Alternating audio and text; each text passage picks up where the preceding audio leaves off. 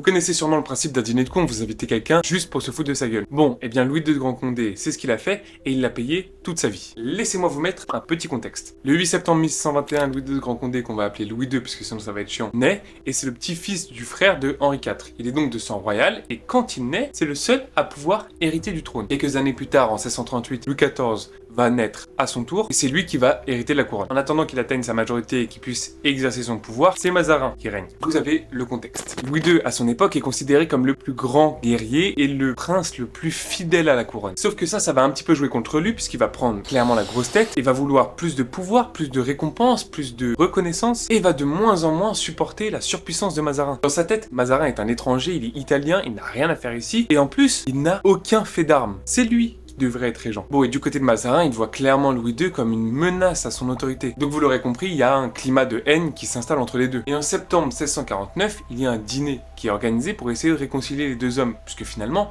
c'est ok. Et sauf que ça ne va pas du tout prendre la tournure voulue. Tous les invités vont se moquer de Mazarin, Louis II ne va absolument pas lui adresser la parole, il va même rire des moqueries. Pour Mazarin, c'est un affront, c'est une humiliation, et il va jurer de se venger. Le 18 janvier 1650, il convoque Louis II au Palais Royal et va ordonner son arrestation pour 1 an. Et pour le Grand Condé, c'est absolument terrible. Son pire ennemi qui l'enferme, il n'y a rien de pire. Et ça va le pousser à commettre une erreur fatale. À sa sortie, la première chose qu'il va faire, c'est trahir la couronne et rejoindre les troupes ennemies. Sauf qu'au bout d'un moment, il va se rendre compte qu'il a fait une énorme connerie et va passer sa vie à essayer de se faire pardonner.